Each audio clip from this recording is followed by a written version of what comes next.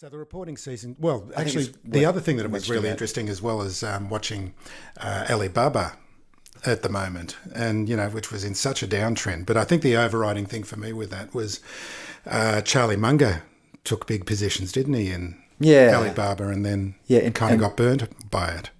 I don't know his entry levels, but I think around 100, something like that. Yeah, I mean, I think people.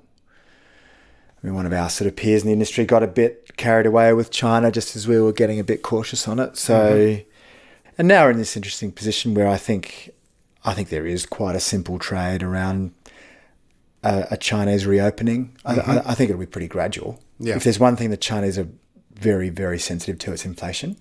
So, why is that?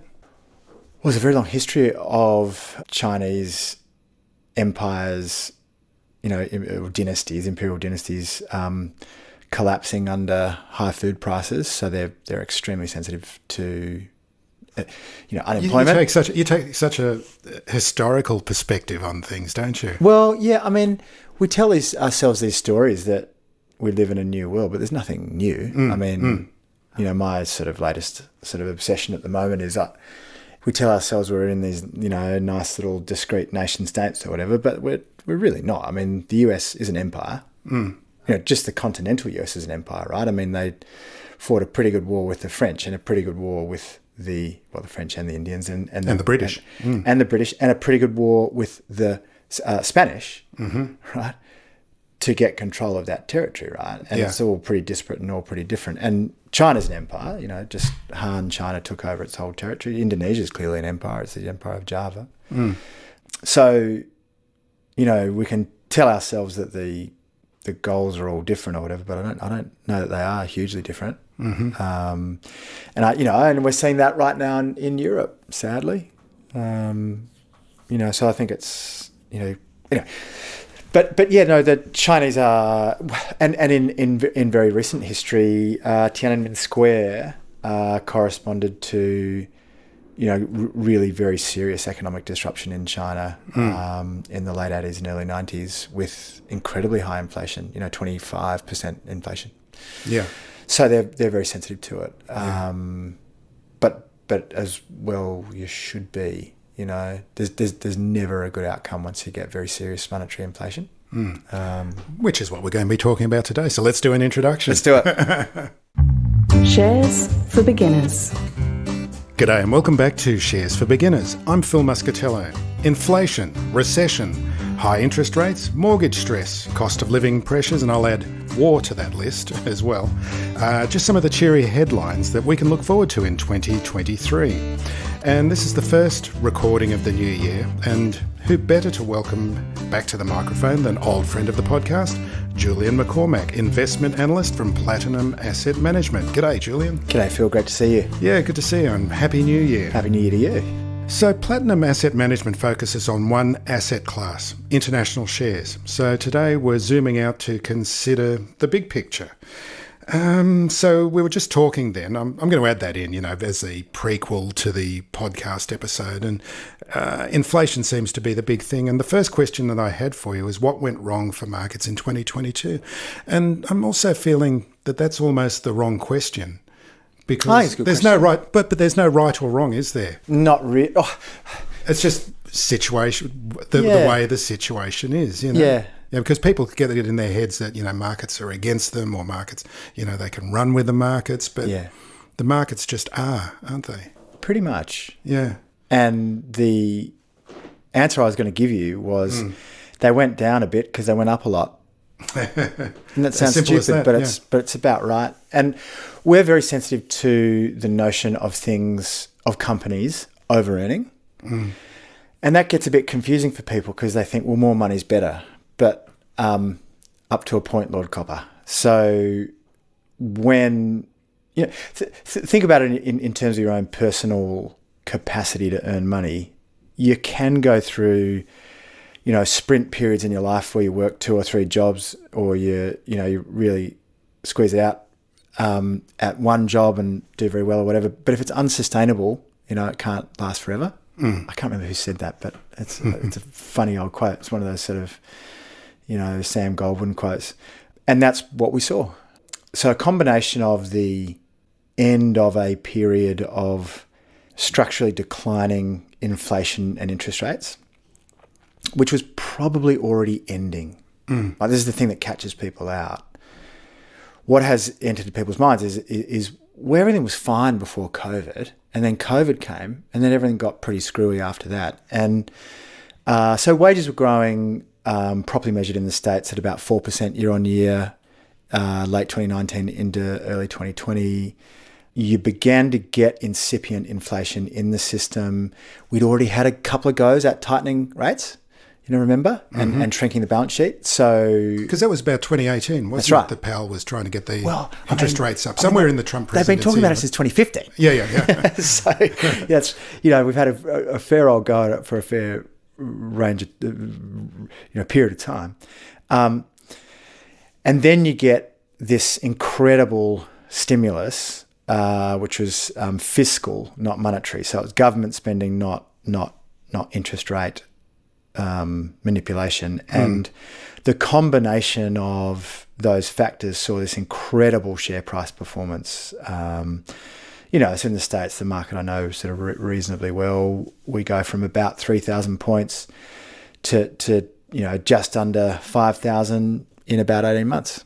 So that's pretty unusual. That's the S&P 500? That's S&P 500, yeah. Thank you for specifying, And the NASDAQ does much better than that. So the NASDAQ goes from, just under 8,000 to 15,000 in that period. So, and when you say the stimulus, and it's monetary stimulus, sorry, I always get confused between the two.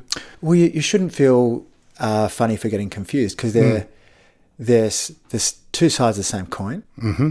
Because one's interest rates and one's government's one's interest rates and one's wasn't government spending. So in various different guises in the systems in which we operate, in inverted commas in the West, but I include sort of Japan and South Korea and stuff, there are appropriations powers that reside with the whatever the legislature is. And then there are these other bodies that sit off to the side of it, which have sort of delegated powers, which we call central banks.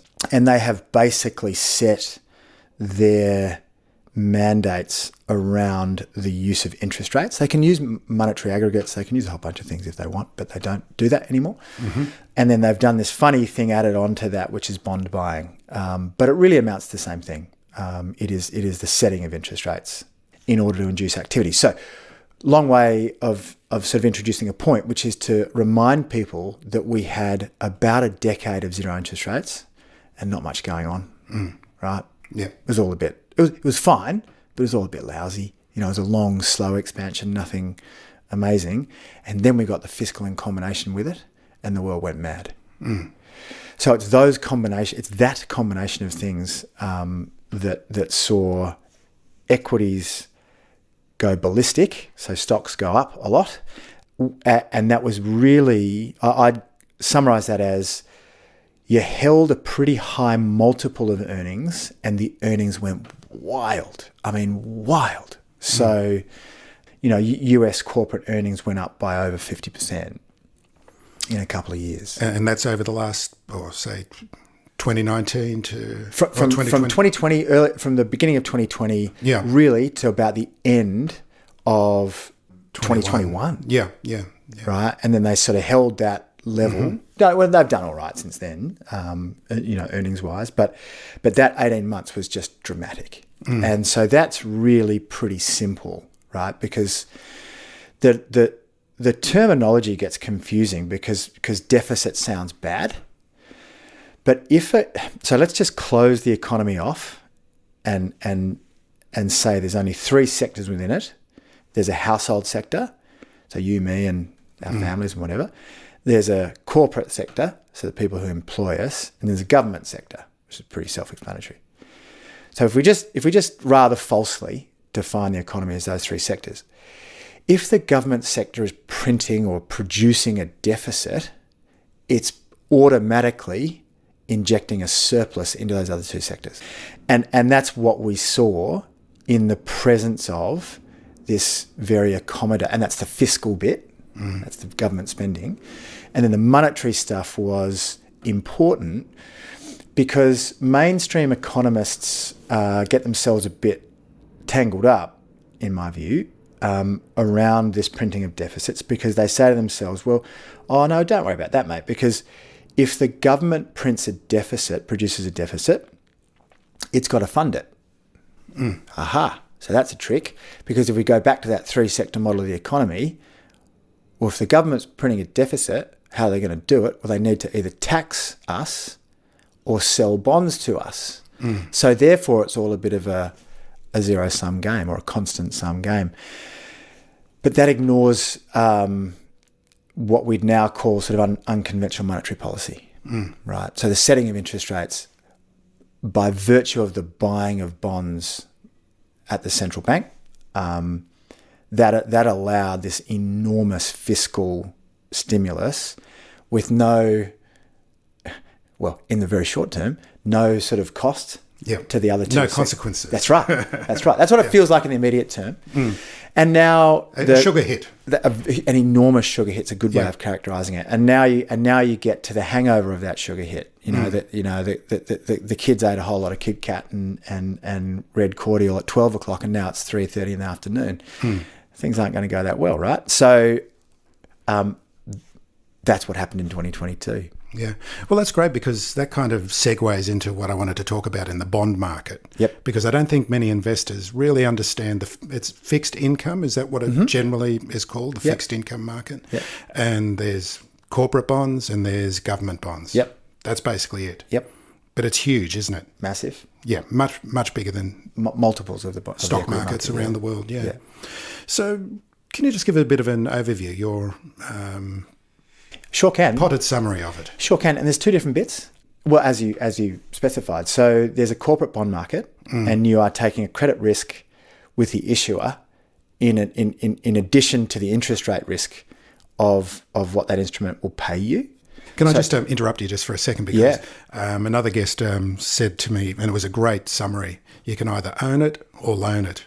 And it's two ways of investing. That's it's great just to That's break it down. That's 100% right. I was actually thinking that as you were talking, not in that lovely poetic way. Exactly, not in that poetic way, but that's right. You can either provide equity or you can provide debt, and anything else like a hybrid, an option, a derivative, or whatever.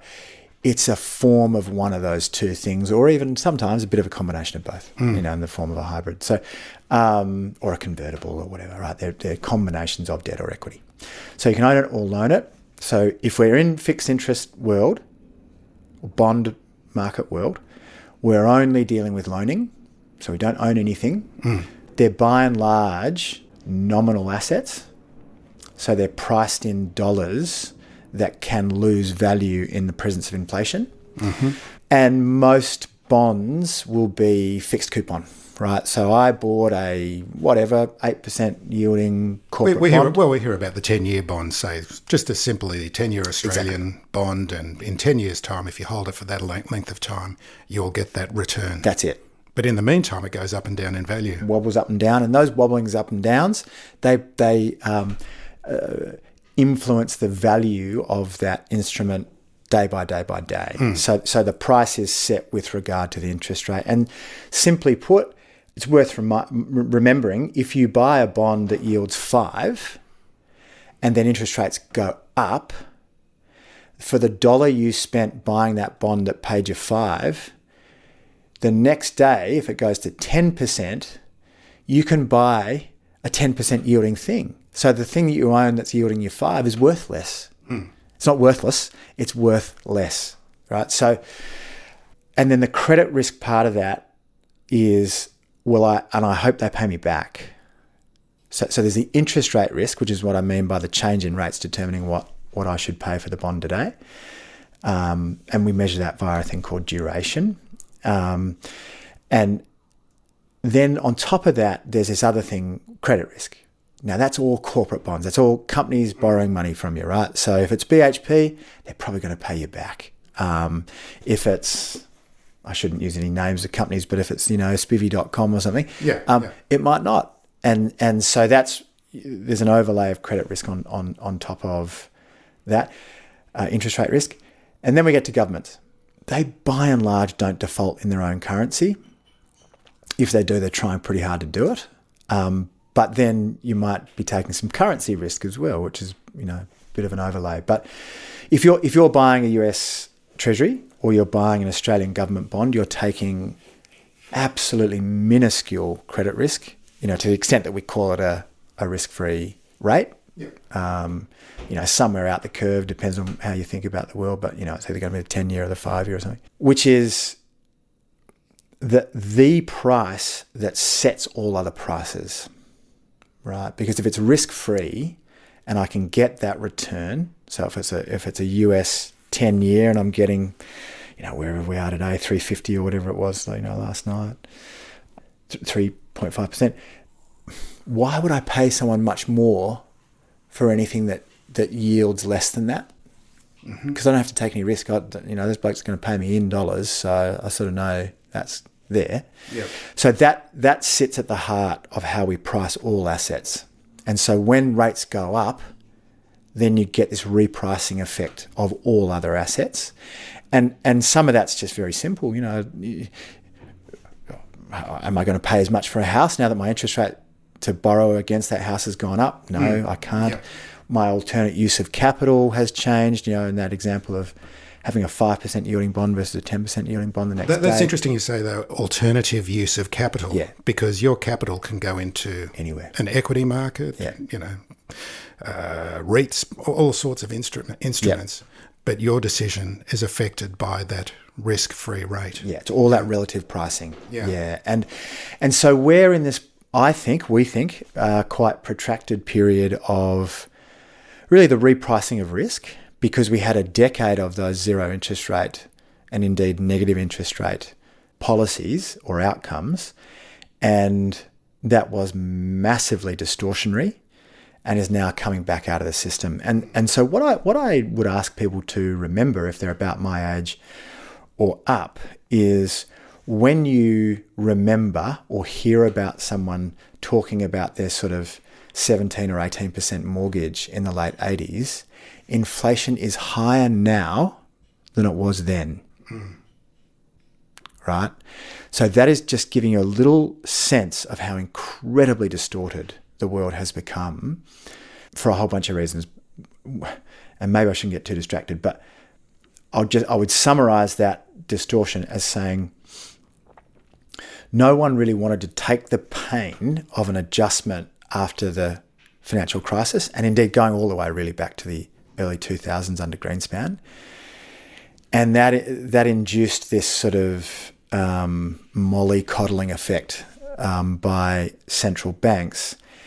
The mollycoddling markets. Well, yeah, wanting to avoid any sort of adverse outcomes. So bankruptcies and reconstructions and things get hard. These are cyclical systems. And interest rates cause those sort of problems. Yeah. And the effect of that in this last period of not unconventional monetary policy was to set rates at zero and to flatten yield curves. And that's very problematic because money is created in the commercial banking system. That's where, 99.99% of all money should be created. Because that's when you get a mortgage from a bank, they're just suddenly making up the money and giving it to you. You've summarised that perfectly. Because most people, if they've, if they remember their silly old economics professors will think, no, that's not right, because it's a fractional reserve system, and so the bank has a reserve, and so they take some of the, they take their deposits and they lend again. That's all bunkum. It's not true. It's not true. Legally, what happens is, as a sort of step-by-step process, when my loan is approved, a deposit is created. That is legally what happens. That is functionally what happens. Yeah. And then I go and spend it.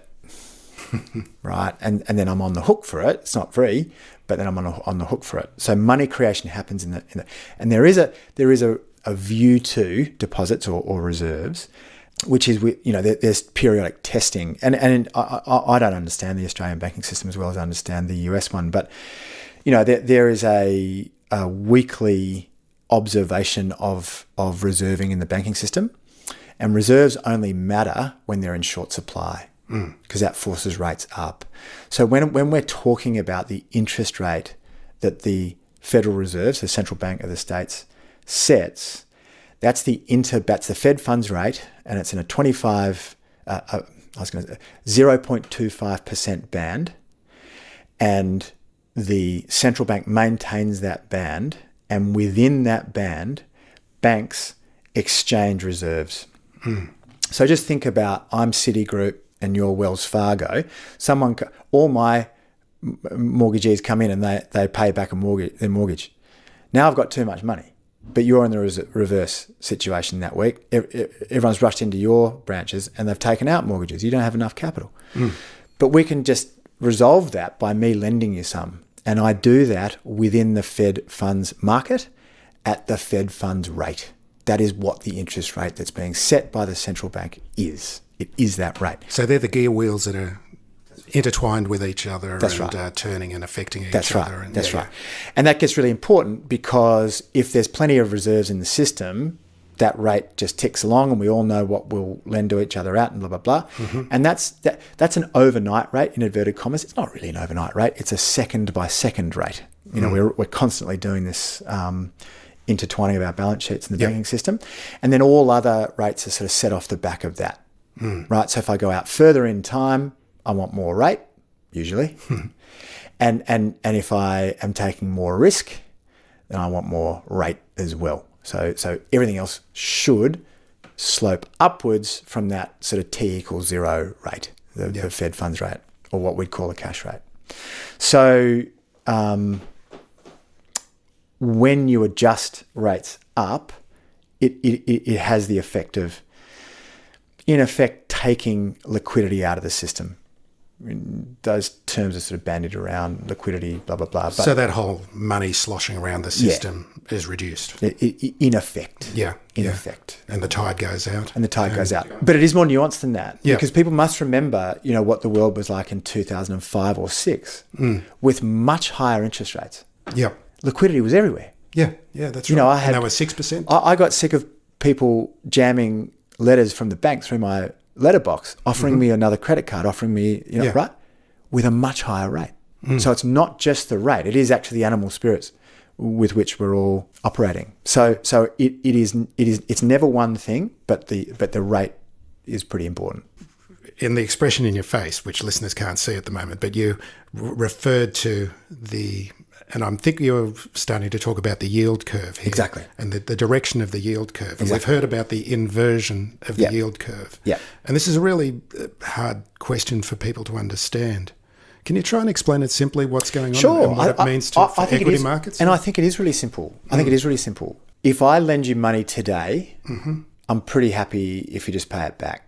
But if I lend you money in a year's time, well, and especially if it's a lot of money, I want a rate that compensates me for that, and that's the yield curve. The longer you go for, the more you should ask for, right? Like it's an opportunity cost for you, and there's a bit of risk in there around credit as well. So at T equals 0 at today, the rate should be lower than in a year's time, and 5 years' time, and 10 years' time, and that should be, relatively monotonically sloping, so one directional at a pretty constant slope in a sort of, in inverted commas, normal environment. So what happens when the yield curve inverts? For some reason, we can go and get a rate as a bond buyer that's lower 5 years or 10 years out than, for example, at the 2-year.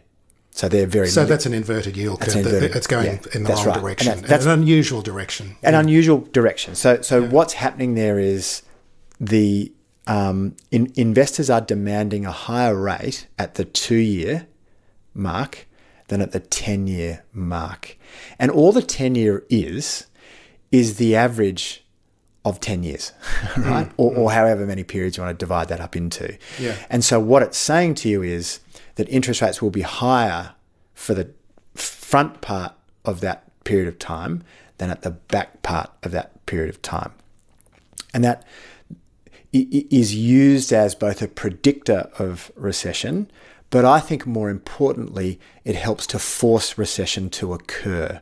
And so this is where I think there's a bit of confusion about this. The academic papers around this stuff, I think the best relationship is between the 3-month and the 10-year, but people look at 2-year and 10-year tenors and use that as predictor of recession, but it's doing something mechanical as well, because remember, money creation occurs in the banking system. And these are these wheels moving around. These wheels moving around. Or cogs moving around. And that's right. And if I'm a banker, I am looking to borrow short and lend long. Mm-hmm.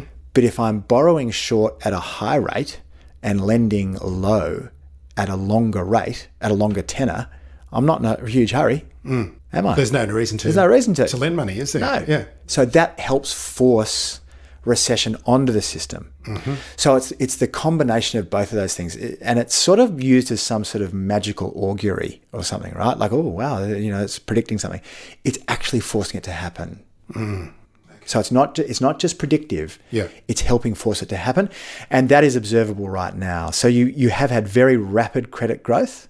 Well, for modern times, very rapid credit growth in the States, which looks like it will slow, is how I'd premise that. Largely because we get survey data from the Federal Reserve. So we get a senior loan officer survey, and so senior loan officers are saying they are tightening lending standards right now, or actually in the last quarter. But also the money supply is shrinking. So if there's less, and the money supply is a pretty problematic thing because there's not really a quantity of money. So when I say that, think about us at a dinner table, and if we all sit down with $100 in our pocket, and there's 10 of us, there's $1,000, right? Well, but is there? Because what happens if we all lend each other $50? Is there more money or less money? And then we keep doing that in circles. Is there more money or less money? Well, it's bloody confusing because there's the same amount of money, but now there's all this credit on top of the same amount of money. So it's the circulation of money as well as the quantity of it, which makes it very difficult to measure. But so we do have measures of it, of the quantity of money, and the one that everyone tends to look at is M2, which is cash and cash-like, cash and near cash instruments. And that is shrinking in the United States today, year on year, for about the only time in history. It's incredibly unusual for the money supply to be shrinking. Very, very unusual. And the 3-month rolling and 4-month rolling and 6-month rolling year-on-year change period on period change is off the charts unusual. Why? Because we got so much of it, right? Like we got 20% of GDP injected into the economy over 2 years by the government, funded by the central bank, as we discussed before. And all that's happening is that's coming back out. So it's just a natural reaction to the excesses of the past and the consequences. It's a reaction to it, but I don't know if it's natural. It just is a reaction to it. And central banks have been absolutely shocked by the boom in inflation because we all told ourselves stories about inflation that it can't happen. But isn't that just a basic thing? When you put more money into an economy, it's going to overheat it. 100%. It's just happened so many times in history. 100%.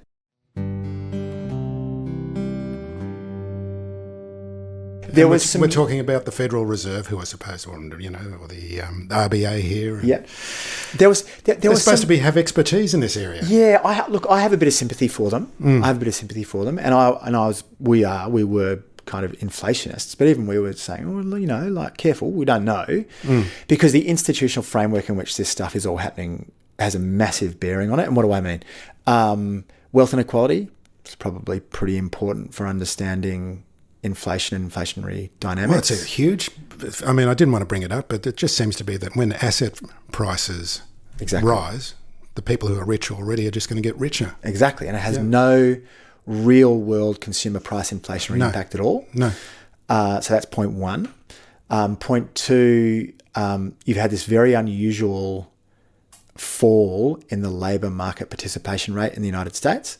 And if you go back about 18 months, that's what the Federal Reserve guys were saying. People who just don't want to work. Well, it's a whole bunch of things. Living in their mum's basement. Do you know what the difference is between them and us? And it's not just them. It's the United States on one side with a participation rate of about 61. And then us, New Zealand, Canada, Germany, a whole bunch of other sort of low population growth places with very, very high levels of income and wealth. So not that different. We have 65 to 68, 70 in Germany. So what the hell is the difference? Why is 5 or 6% of the population in one place not working and it is in the other place? And I hate to tell you, I think the difference is incarceration rate and opioid abuse. That's the difference. Wow. Yeah, because they are huge problems in the States, aren't they? Huge problems. Yeah. And it's difficult for people to get their head around it. We don't know what the mortality rate is. Controlled, double-blind studies of mortality among opioid users are incredibly low, but that would be in a clinical environment. And sort of population-level studies of drug users like heroin or whatever, it's... But fentanyl now, which is incredibly dangerous stuff. People are taking it in unsupervised dosages. So we don't know what the mortality rate is. My guess is it would be very low single-digit percentage. Otherwise, it's not observable in the data to see a higher. But there will be a number of some sort. So if it's 1%, it's 10 million people off their scone on opioids, right? So if it's 1% dying with 100,000 people dying per year, that's 10 million. We also know that there's around about 250 million prescriptions for opioids written every year in the States. So that's roughly one prescription for every adult in the country. That's a pretty good rate. So that's a lot of people. And obviously that's going to be very unevenly distributed. So what's the point about that in terms of monetary policy? I have some sympathy for the Federal Reserve folks who were saying 18 months ago, we're not seeing inflation, we're not seeing wage growth, and the inflation that we might be seeing might just be a blip, and it might go away, and it might draw more people back into the labour market. Point one. Point two, there's no unions anymore, mate. So no one's got any labour bargaining power, so therefore wages won't go up. Well, everyone just quit. That's what happened.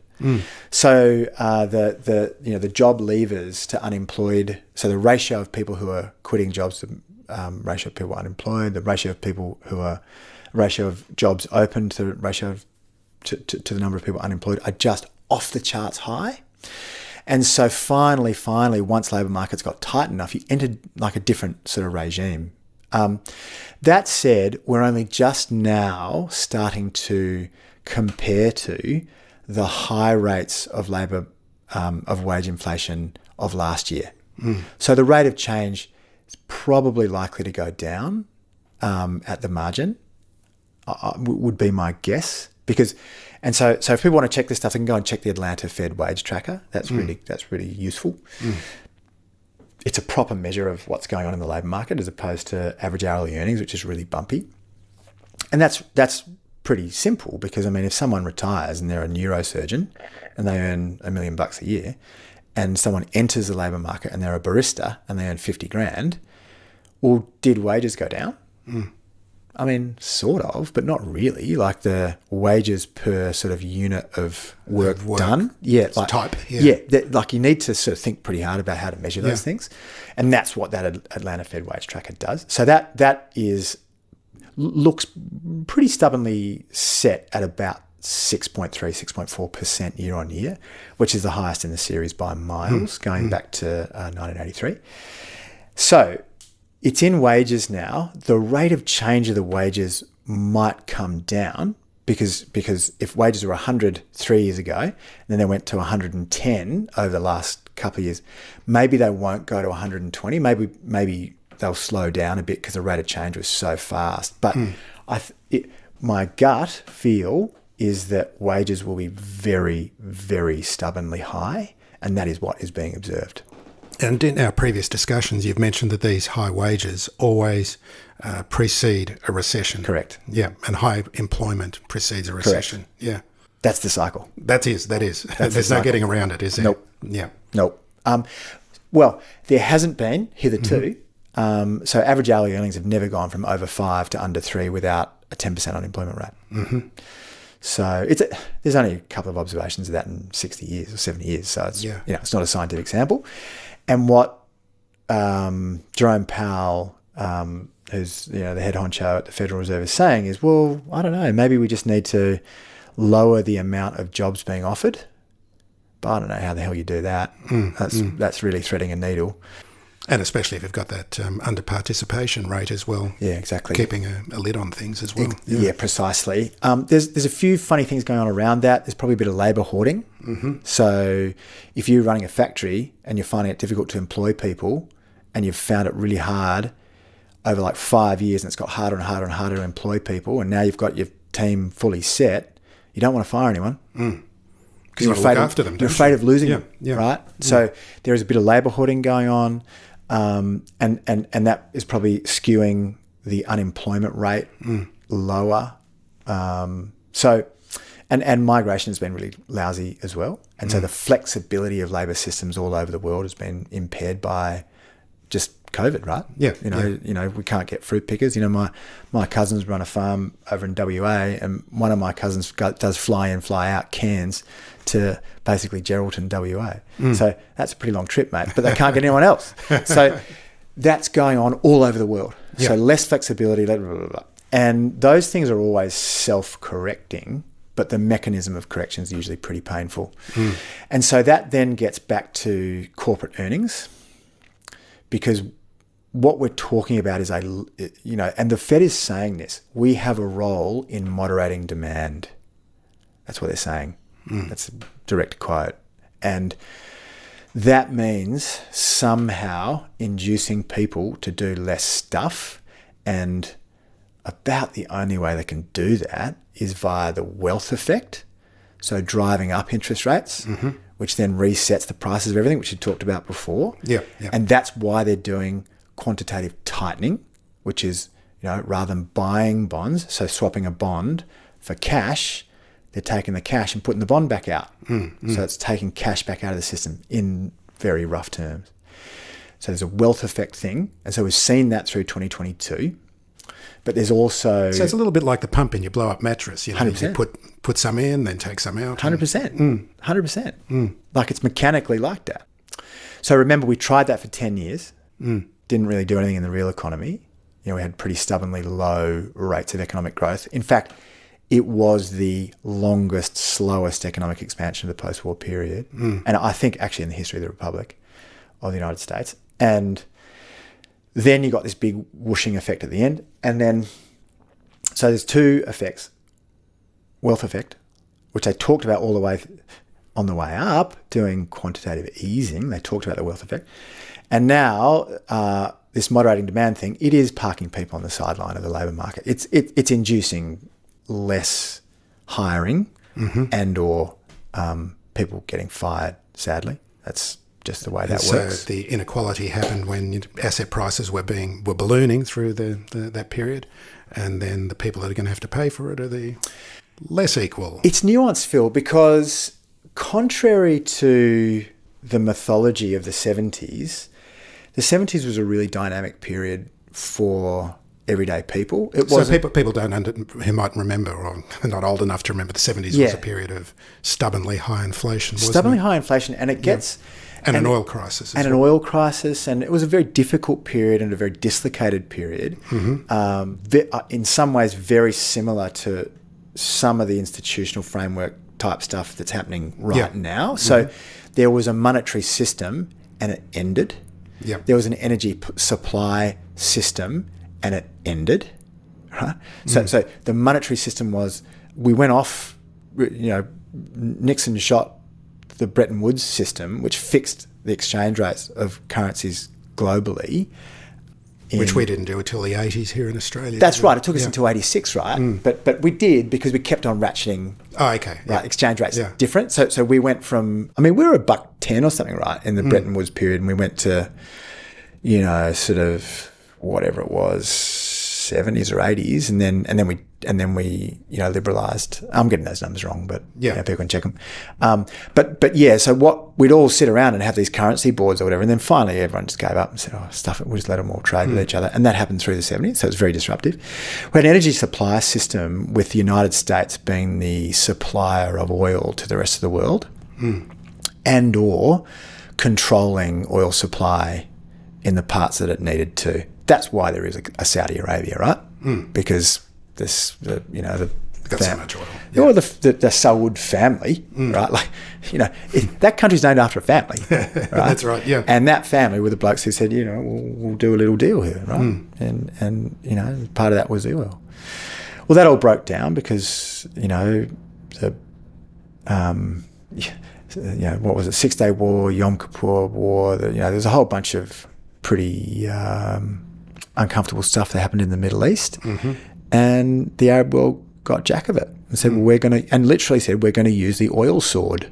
Right? So that system of energy provision ended. The United States went from being an energy exporter to an energy importer, and the places it was importing from became much less amenable, at least on face value, to doing that cheaply and easily.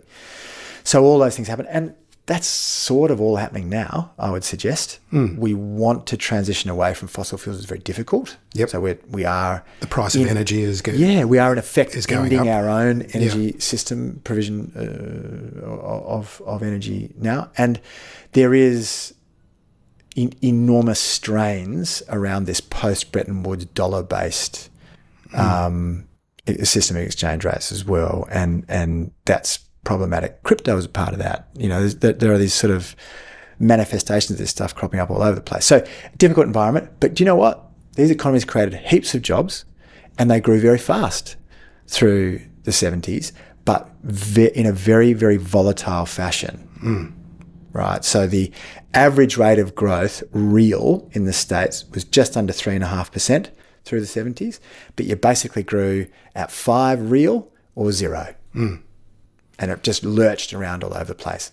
And it was in the presence of this inflation. So what I want to impress upon people is we have had a sort of one-way street in terms of asset prices for a long time. Which is stock market prices is a big part of it, yeah. And property. Right? Yeah. So all that's happened, I think, is we've had a resetting lower of interest rates and a resetting higher correspondingly of borrowing capacity.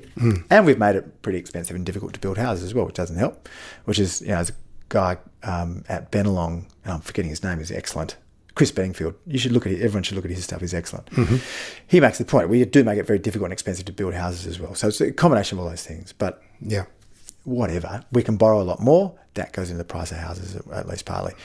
And look, back to that earlier point, interest rates are incredibly low for the observed inflation in the system. And historically as well. Absolutely. We're talking about, what is it, 3% or something? Totally. Right. So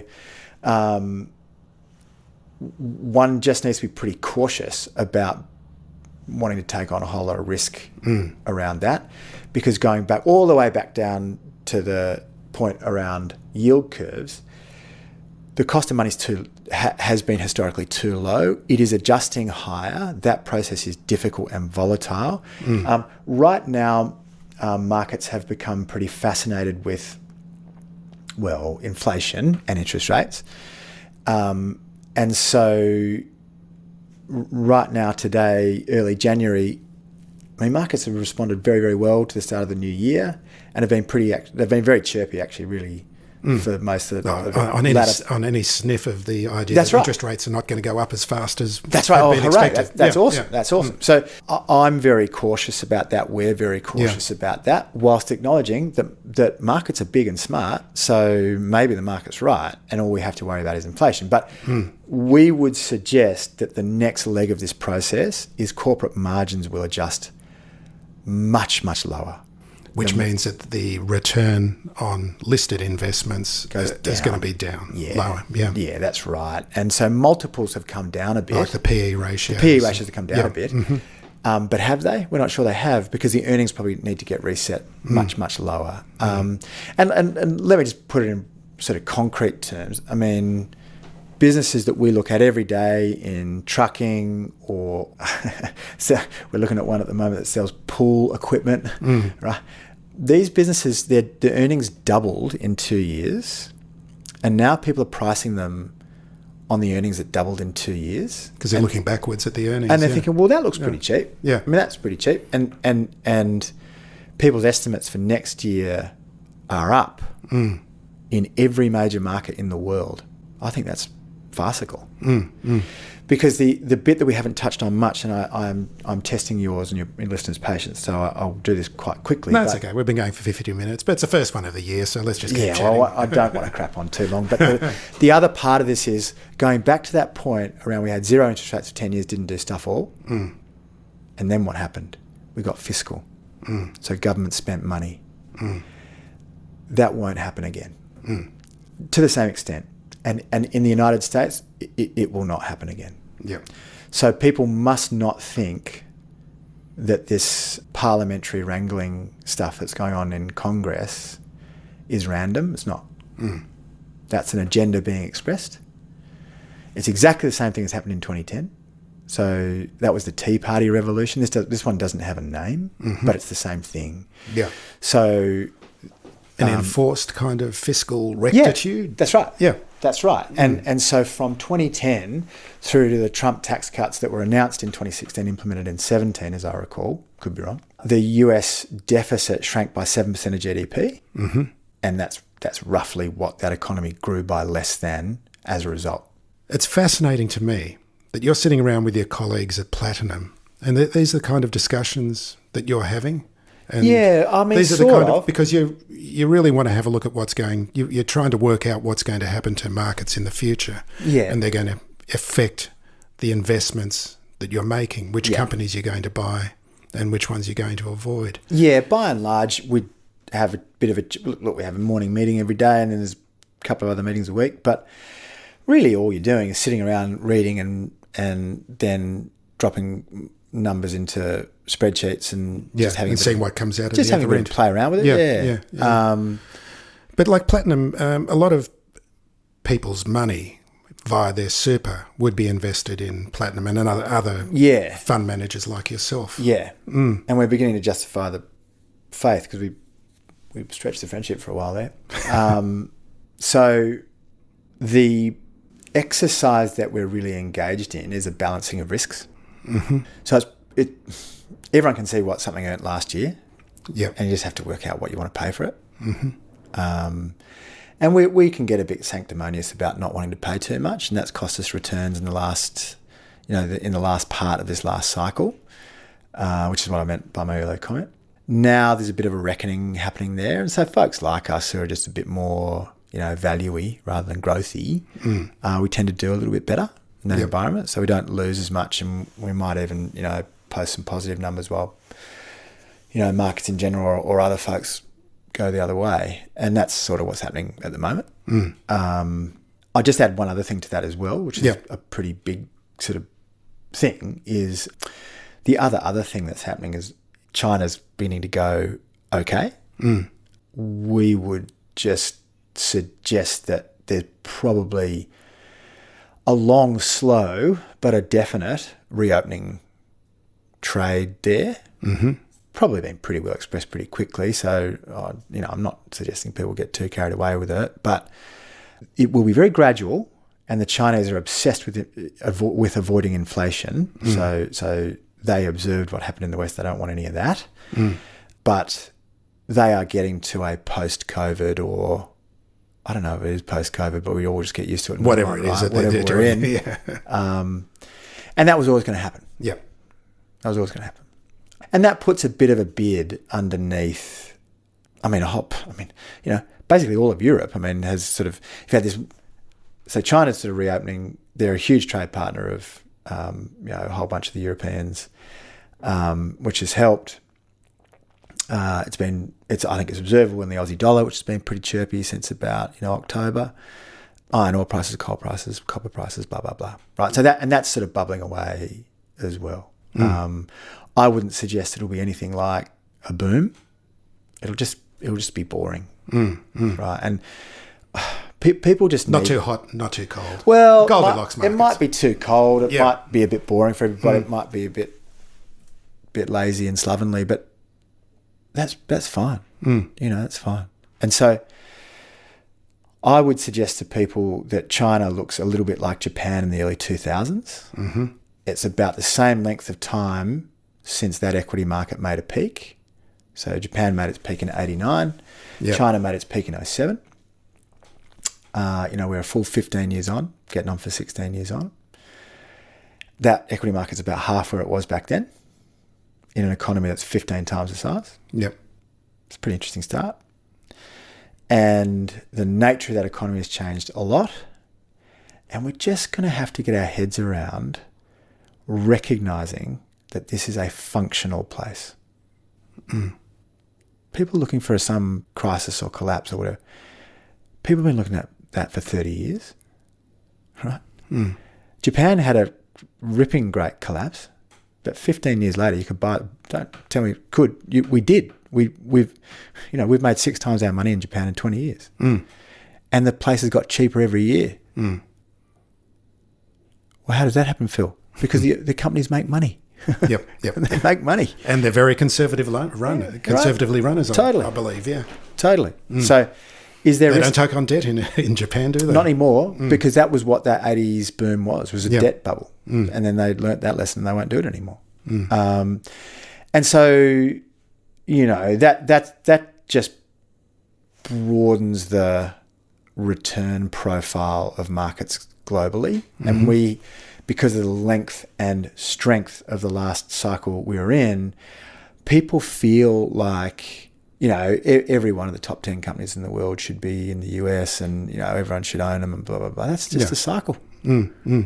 That's just a cycle. 7 of the top 10 companies in the world in 89 were in Japan. It's not natural that one place has more. Yep. They'll have a few. I'm not by any stretch denigrating the States. We have 25% of our money there, right? So... Right. It's just that of all places, people in Australia might want to understand the world as being a lot bigger than 2% of the world's economy here and 20% of the world's economy in the States. There's all this other stuff, which we actually know a lot about because we sell our stuff to China. And then India is some function of that thereafter. And then there's another 1.5 billion people, in broader Asia after that. Yeah. In big countries that grow pretty quick. So that's all good. That's all good stuff. Your energy complex and your iron ore and your specialty metals and your clean energy and all that's going to be the next cycle, right? Yeah. And we've just got a tricky little period of adjustment around getting somebody cost of capital back into the economy and probably parking a few people on the sidelines in the meantime to get to that point. So none of this is the end of the world. It's just much more like the late, I was going to say late 80s, probably, early 80s, mid 70s, and sort of the 90s recession as well. We just haven't had one for a long time. They're not that much fun, but it's not the end of the world. You just got to, don't be levered, right? Just be cautious and don't pay too much for stuff because you do want to be cautious in this environment, but don't lose your mind. Don't expect the end of the world. Right now, I think people will feel pretty chipper because markets are up a fair bit. I mean, the DAX is up like nearly 30% off its lows. That most European markets are within 10% of all-time highs. Yeah. So, now people will feel comfortable. We will go through cycles of them feeling very uncomfortable again, exactly as they have through the course of 2022, possibly for another couple of years. That's all. And so, just, whatever, stay the course or trade it or do whatever you want, but understand the process you're in and understand that we are likely going into a recession. It's likely pretty long and grinding. It's likely not great for asset prices. But again, it's not the end of the world. Julian, that's a great point to end on. Thanks very much for coming in and joining me today. It was a pleasure to talk to you, Phil. Thank you. Happy 2023. Yeah, have a good one. This information has been prepared by Platinum Investment Management Limited, ABN 25063565006, AFSL 221935, trading as Platinum Asset Management. This information is general in nature and does not take into account your specific needs or circumstances. You should consider your own financial position, objectives and requirements and seek professional financial advice before making any financial decisions. Commentary reflects Platinum's views and beliefs at the time of preparation, which is subject to change without notice. Certain information contained in this podcast constitutes forward-looking statements. Due to various risks and uncertainties, actual events or results may differ materially from those reflected or contemplated in such forward-looking statements, and no undue reliance should be placed on those forward-looking statements. To the extent permitted by law, no liability is accepted by Platinum for any loss or damage as a result of any reliance on this information. If you found this podcast helpful, please tell a friend, especially if it's someone who needs to start thinking about investing for their future. You'll be helping them and helping me to keep this show on the road. Shares for Beginners is for information and educational purposes only. It isn't financial advice, and you shouldn't buy or sell any investments based on what you've heard here.